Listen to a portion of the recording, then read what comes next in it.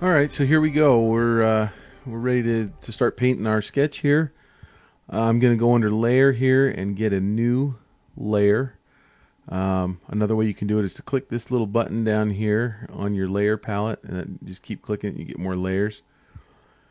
I like to double click my sketch layer, click OK, and that makes it different from the background layer.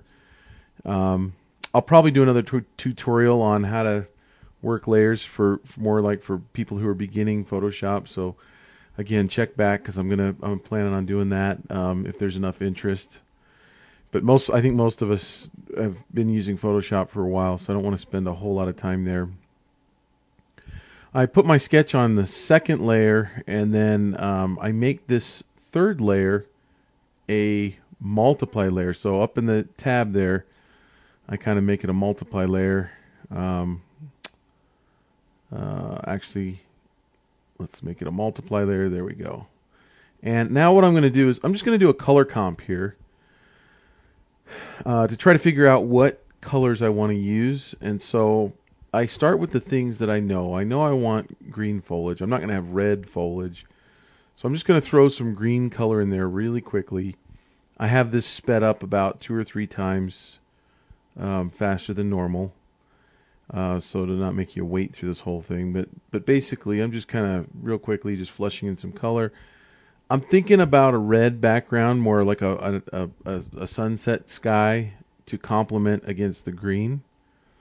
So that's my first attempt here, and we'll see how that plays out. Just going to lay some color in there.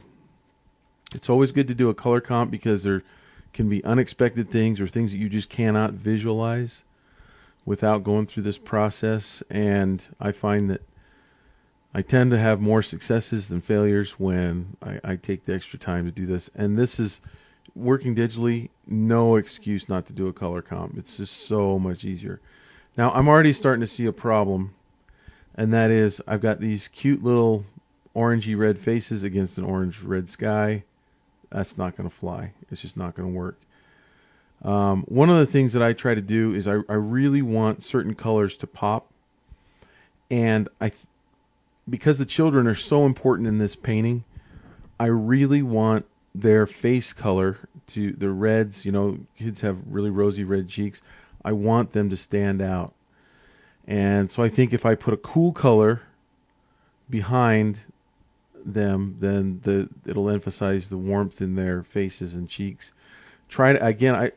I tried to think of my paintings in terms of warm and cool rather than specific colors. So, you know, your warm colors are your oranges, reds, yellows, and your cool colors are your blues, your teals, your purples, cyan. And so just kind of putting a little value in, and I like this much better. Add a little value there.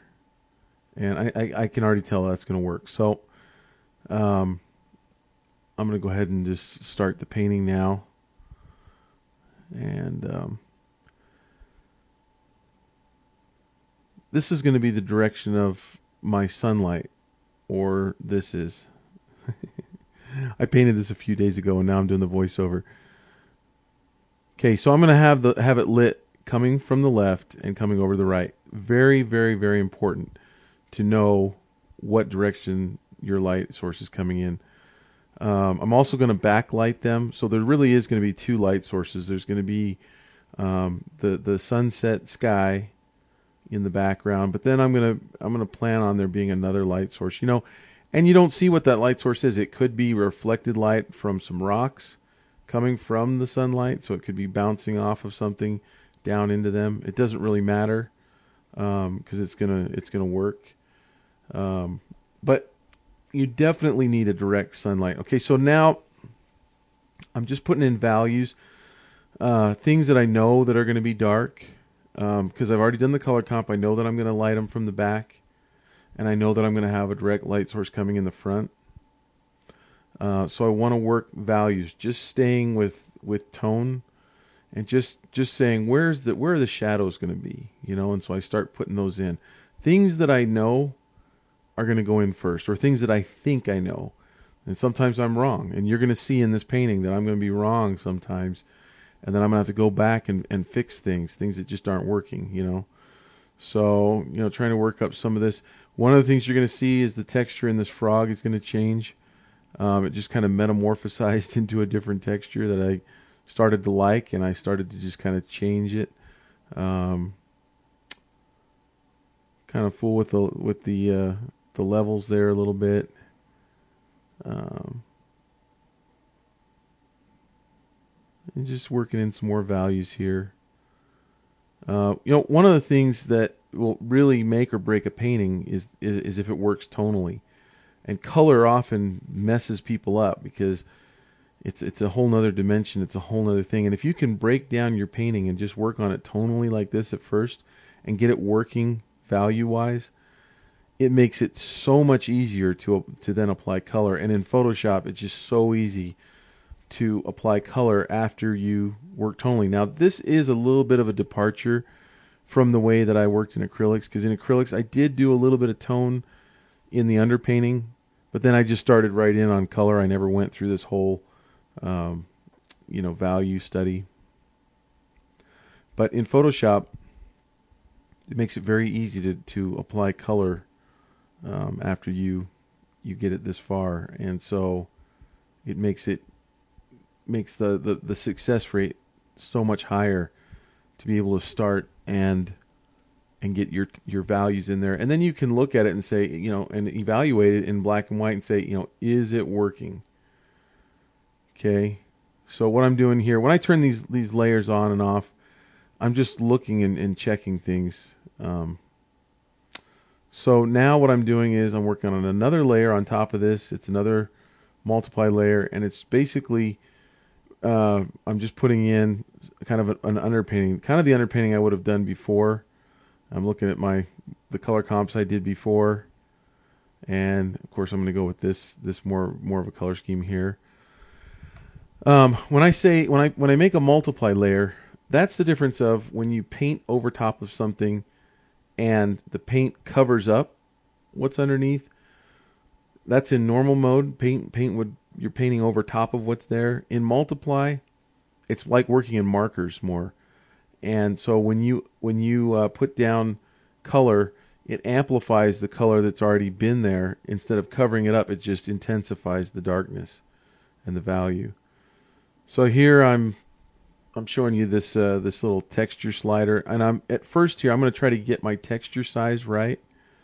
So I'm just playing with that texture slider. And actually, when this painting was finished, I wished that I had made the texture a little bit heavier. It got a little bit small.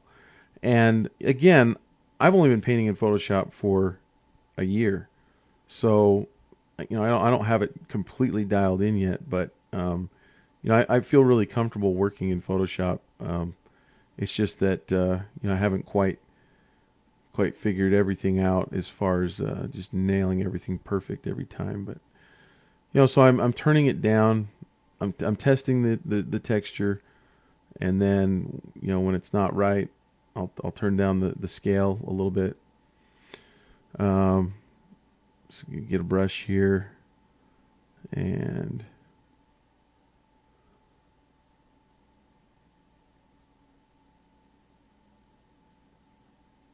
there we go. I'm showing you right now that you can change the hardness of the edge when you get on your brush palette and you click on brushes. It gives you a little slider there, and you can do a hard edge line or you can do a soft edge line. I paint mostly with a soft brush. I use the same circle brush for everything. I don't switch brushes. I found that I don't need to. A lot of people get really fancy with brushes. You can make your own brushes. I have found that it works for me to use the same brush for everything. I just change the size and I change the hardness of it. One easy way to change your hardness is to hit the shift button and then the bracket, the brackets that are right next to the P on your keyboard. If you hit shift bracket one way, it will make the edge of the brush harder, and shift bracket the other way, it will make it softer. And then if you want to change the size of your brush, you just bracket up and down. when you're on the brush tool, and it's much easier than going up and then grabbing that slider. So if you can write that down or remember to do that, that makes it so much easier. And so what I'm doing, and really my style, what the way I'm painting here is much like if you've ever worked in chalk pastel. It's almost just like that, because I'm really just kind of rubbing. And if you've ever smoothed out chalk pastel with your fingers, there are some purists out there that say you should never do that. You should, they put rules to art, like you can put a rule on art. But you're never supposed to smear, But Mary Grand Prix, she's the illustrator that did the Harry Potter series, and she's done a lot of beautiful artwork. One of my great inspirations. She works in chalk pastels and gets these really smooth textures, and I always loved her style and her the texture that she gets. But I've never been able to stand for my fingers to get dirty and chalky, and so I could never work in pastels. Plus the fact that you have to be so careful with them because things can go wrong.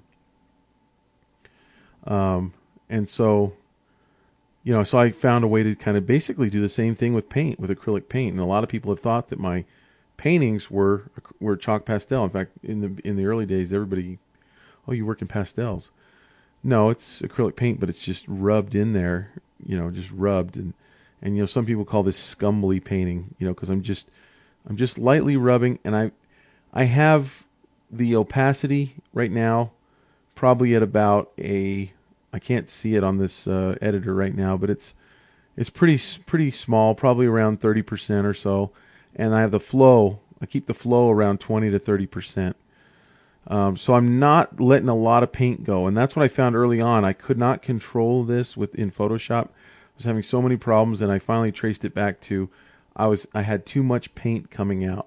So a lot of times it looks like I'm not even putting any paint out there. Like not much is happening, and that's what I want. I want it to build up very, very, very gradually. And so, sometimes you might look at it and go, my gosh, if you just turn up the flow, he'd get some paint to come out of that thing. We get this painting done quicker. But I found that I ruin it if I do that with this technique. Now, some people do beautiful paintings with the flow and the opacity turned way up, and they're putting bold strokes down. And for different styles, you need that. You again, this is what I've found works for me. I am not saying that this is the way to work in Photoshop. Okay, I would never think like that. So I'm just saying that for me, this is what works, and then hopefully, some of this will work for you in some way, or you can take something from this and use it in your style. Okay, so now, whenever I like what I've done, when I'm sure that I like it, I'll get a new layer and not work on the same one, and then I'll just keep flattening to that previous layer. So what you're going to see is I'm going to have my sketch, then I have that value layer, and then I have the underpainting layer, then I have my paint layer, and then I have the layer on top that I'm working on. And when I get something that I like, if as long as I feel like everything that I have down is good to go, then I'll take the top two layers and I'll combine them into one, and then I'll get a new layer. And also, you'll see that I hope you can see it on this, because I'm not using that zoom in anymore, because it's hard to keep watching that. I'm zooming in Photoshop, but I'm not zooming in with the capture software. So I hope you can see it, but I'm locking each layer. I find that I'm not good enough in Photoshop to remember what layer I'm on. So to keep myself from messing myself up, that little black dot on the right on each layer, you see them in a vertical row there of black dots. Those are little padlocks. And when you click on those, it locks that layer, so you cannot change that layer. Okay? And because you can't change that layer, it forces you. It'll tell you you either can't paint, or then you look up there and you get yourself on the right layer, which is, for me, is the top layer. I'm always going to be painting on that top layer, and then you'll see me flatten it down. Okay. Another thing that I'm doing right now is I'm trying to envision where I want the color, the intense color, and so the process that I use, and I learned this from a teacher named Peter Meyer, taught at BYU, and he taught pastel painting, and so our whole class was in pastels, and one of the things that he taught that I just really latched on to, he really had a good way of teaching, and I learned a lot from him, and that is. And I think this works for a lot of different painting styles, and that is to put your intense colors in first. Okay. The other thing is working from dark to light, and that's when you're painting opaquely, like I am. For a watercolor style, you don't do that at all. With a watercolor style, you paint really light, and then you put your darks in last. It's kind of the opposite. But with oil paints and with acrylics, most people, and pastels, chalk pastels, most people work from dark to light. And they put the light colors on last. And so you'll see this whole painting is going to look dark for most of this time. And it's going to gradually get lighter and lighter and lighter. And the reason to put the color in there, the intense color in there first, is that you want some of that intense color to shine through, because you're painting in layers, really light little layers, and it's hard to go back and put that bold color in there because it needs to come up from the bottom, so it shines through. So the other reason is, and I'm going to hold the mic on this side, but one of the most amazing things to me is how painting digitally feels almost like I was painting in acrylics, and that when you put light colors on top of dark colors, they respond the same way. It's almost hard to even put into words, but trust me, it works.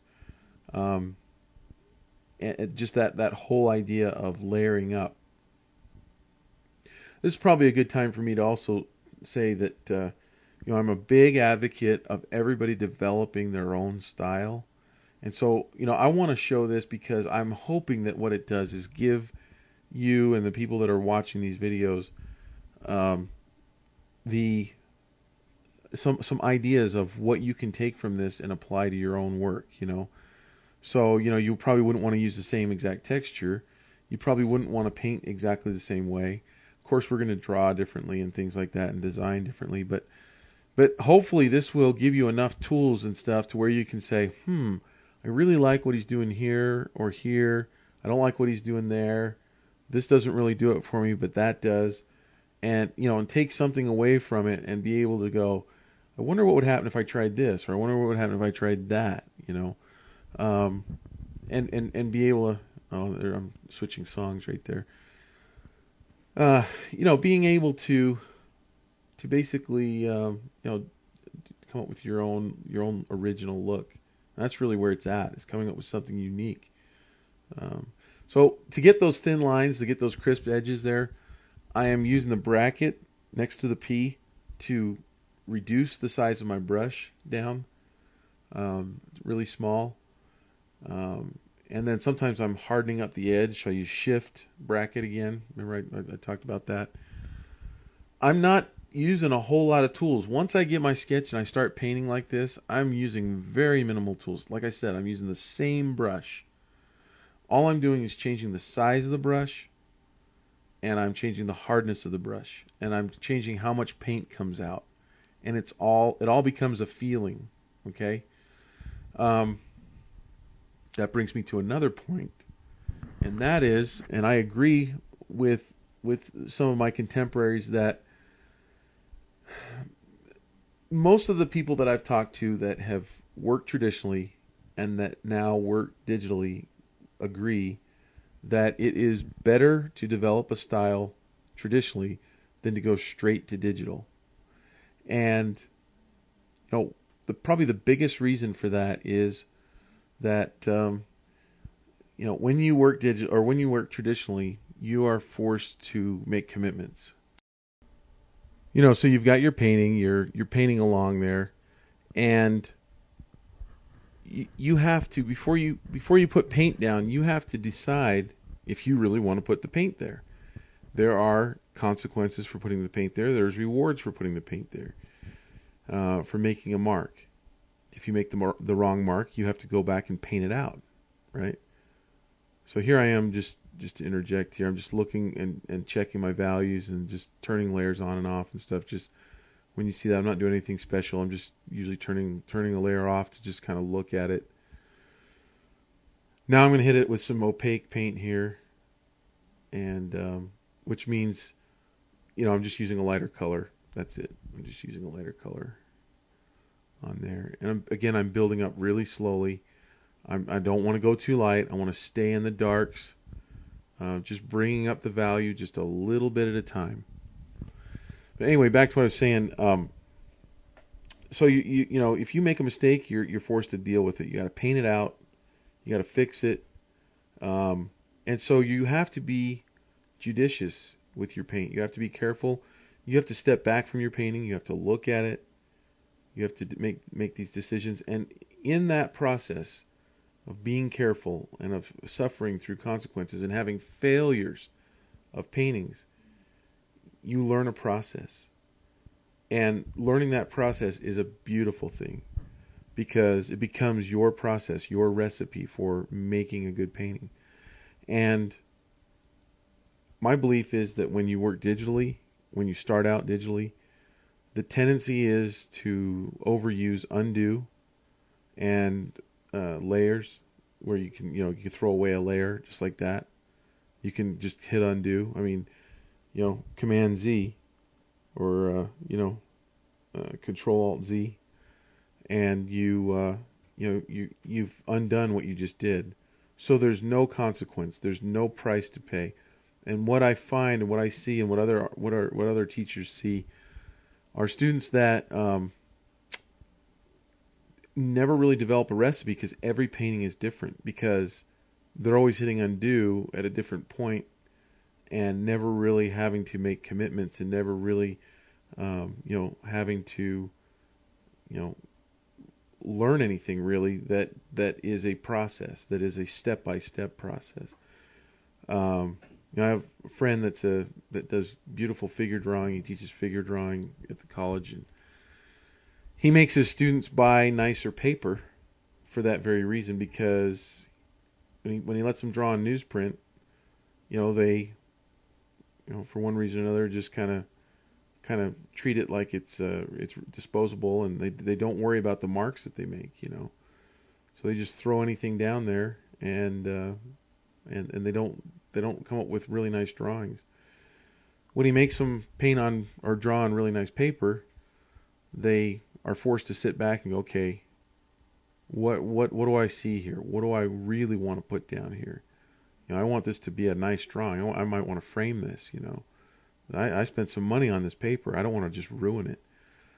So, at any rate, that's kind of my 2 cents on starting out digitally. So I really feel like the best way to approach painting in Photoshop or Painter or any of these digital programs is come up with a process first. Traditionally, spend some time, learn what you like, what you don't like.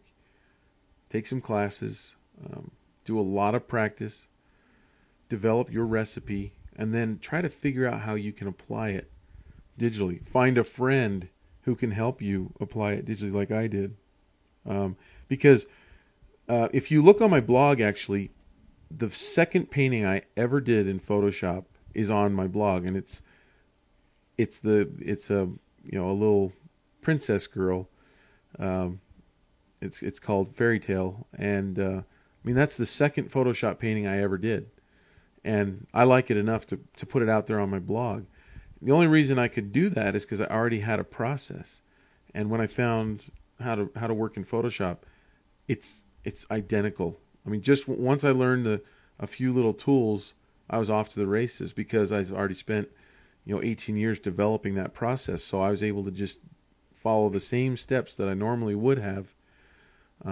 but I'm using different tools. It did take me a little bit of time to figure out the how to pick colors from the color picker, because it's a lot different than picking colors on your paint palette and mixing them that way.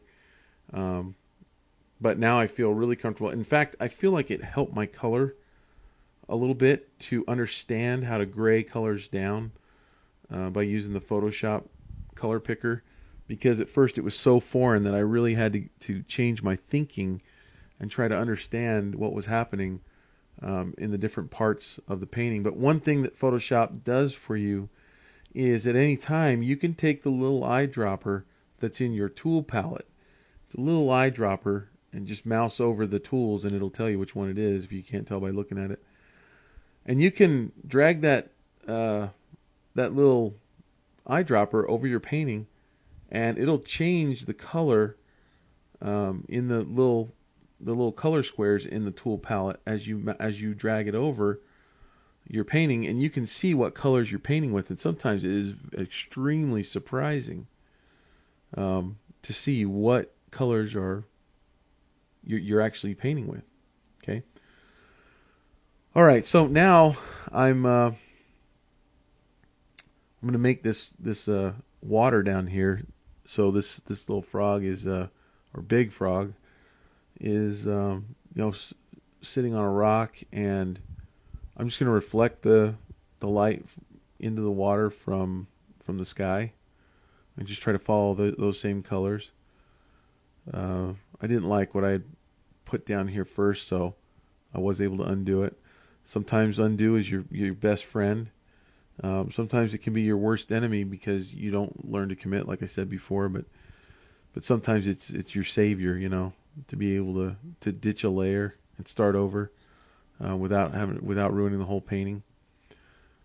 There were times where I've spent a whole day painting something out, either that I didn't like on a painting, and this I'm talking about acrylics, or that a client didn't like in my painting.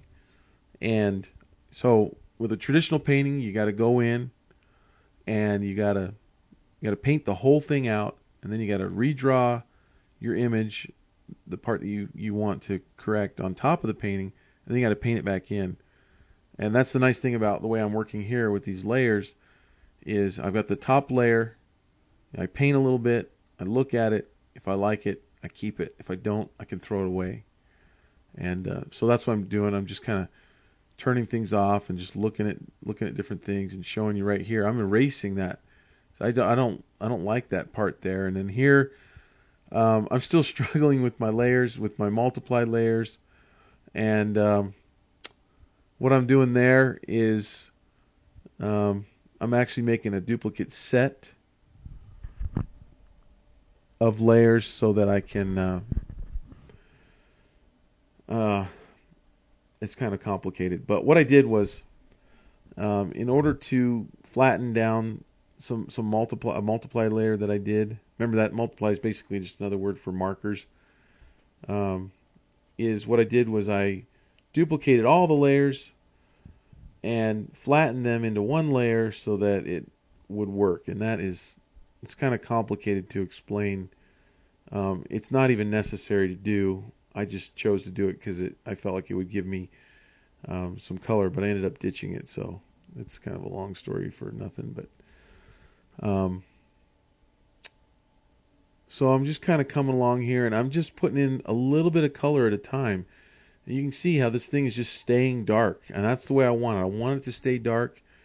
I want to work the colors up and the values up very gradually. Now, one of the biggest reasons for that is white paint is a killer. It's one of the most important things you can put in a painting, and it's one of the worst things that you can put in to destroy your color. If you add white or too light, in this case in Photoshop, instead of adding white paint, you're adding a light color that's basically made up of white. But if you add too light of a color, it will make your overall color too chalky. Okay, it'll basically kind of just ruin the intensity of the color. Remember, you want the color to shine through your painting. And so if you cover it up with light paint, it can't shine through. So you just want to add a little bit of lighter color each time. Now this is my process. Some people probably do it a completely different way and can lighten and brighten much quicker. I can't. So I lighten really gradually, and that's how I maintain my rich colors, you know. And sometimes I do it wrong. Sometimes I lighten too fast and I ruin an area, and I have to glaze it down. And in painting with acrylics or oils, a glaze is basically taking a darker color, and so like if you want to cool something down, you take some blue, like maybe a phthalo blue or something like that, and you'd water it down, or you'd mix some linseed oil with it, or some turpentine or something, and then you do kind of a wash over your whole area of your painting or the whole painting, and you can cool the whole thing down. In Photoshop, it's much easier. You can get a new layer. You can turn it into a multiply layer, which is kind of like markers, which, you know, if you had an image and you put markers over it, it would intensify the color. And so that's kind of what you do. So if you ever feel like you worked your painting a little too fast and you got too much white, get a new layer on top, make it a multiply layer instead of a normal layer, and then brush some nice intense color over it, and it can all of a sudden it can take you back in time to where you can start working the lights back on top of it again, and you're not worried about you know, you don't have to, your painting's not going to be all chalky and too light again. One other thing I'm going to say is, you know, I've debated on how much to speed this video up. So I've basically decided to speed up twice as fast. So it's not that fast. It's really only twice as fast as I normally would paint. And that's going to make for a really long video series. My thinking on that is that people who really want to see what's going on will get a nice long video series, and those who don't want to sit through the whole thing can always skip along or skip to parts that they want to see. I couldn't make it real time because it just would have been way too long. And, you know, I've got bandwidth issues to contend with, but I think that twice as fast is slow enough to where you can see what I'm doing. I'm just scrubbing. The actual paint technique, I don't have a nice brush count like some illustrators do. Like if you look at Gregory Manchez, you know, every paint stroke matters. For me, you know, I'm scrubbing along. So sped up, it's not going to look much different than real time. So that's the end of this video. We're just going to pick up where we left off on the next one.